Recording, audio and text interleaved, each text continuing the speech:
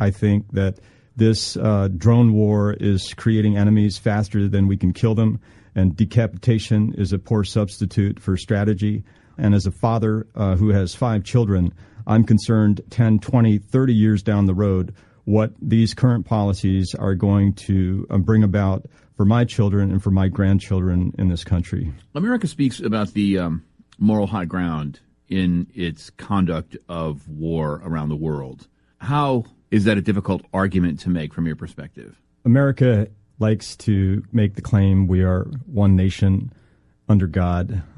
We like to make the claim that we are blessed by God. I think that if we're going to make that claim, we need to accept that that means we're one nation, not only under God's grace and protection, but also under God's judgment. And that includes judgment by international law. And when we act in ways that are unaccountable to rules of international law, we are, I think, in good conscience claim we are taking the moral high ground. For you, what was the turning point in your journey to a place where you could no longer support U.S. policy? Well, John, I was driven by compassion to volunteer to serve as a chaplain in the Army. I wanted to take care of the wounded, and I was also driven by a sense of responsibility as a citizen. I felt a civic duty to do my fair share in a war effort.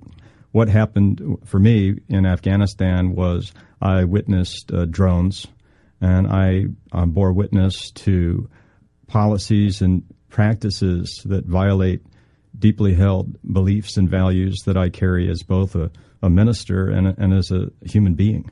What was it like to see? What did the drone look like to you? And from the perspective of Afghans who you may have encountered and other soldiers, what kind of feelings did they evoke?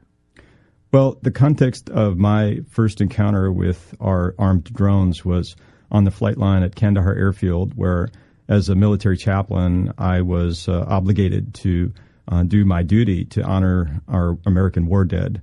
There's a ceremony that happens on the flight line called a dignified transfer ceremony, and chaplains support that by our presence there.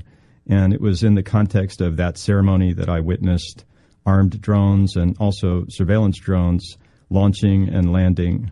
And they're sleek, they're quiet. And in the context of that service, that solemn memorial service, I was torn in my soul. I wondered if I'm here honoring these American war dead, who is honoring the dead on the other end of these drones?